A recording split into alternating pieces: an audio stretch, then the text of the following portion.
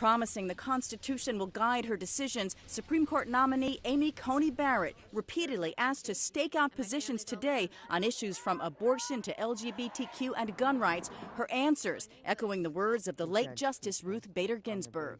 No hints, no previews, no forecasts. When pressed how she might rule on a case challenging the Affordable Care Act the court will hear days after the election, Barrett insisted she has not been influenced by the president. I'm not here on a mission to destroy the Affordable Care Act. Democrats aimed some of their sharpest questions at her public opposition of abortion rights and her signing of a petition condemning the Roe v. Wade ruling that legalized abortion. Because the statements that I signed were statements of my personal beliefs and not your personal belief, Your Honor, your legal position.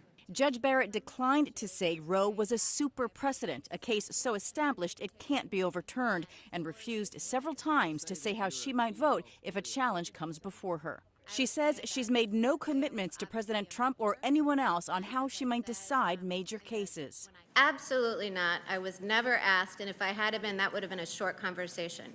And Barrett refused to say if she would recuse herself from cases involving the Affordable Care Act or should a dispute over the results of the November 3rd election end up in the High Court.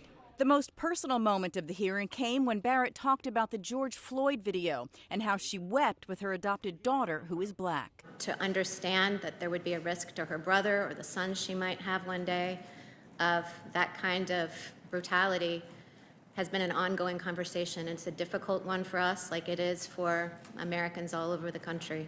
On the broader issue of racism in America, Barrett said it persists, but stopped short of calling it systemic. Susan McGinnis, NBC News, Washington.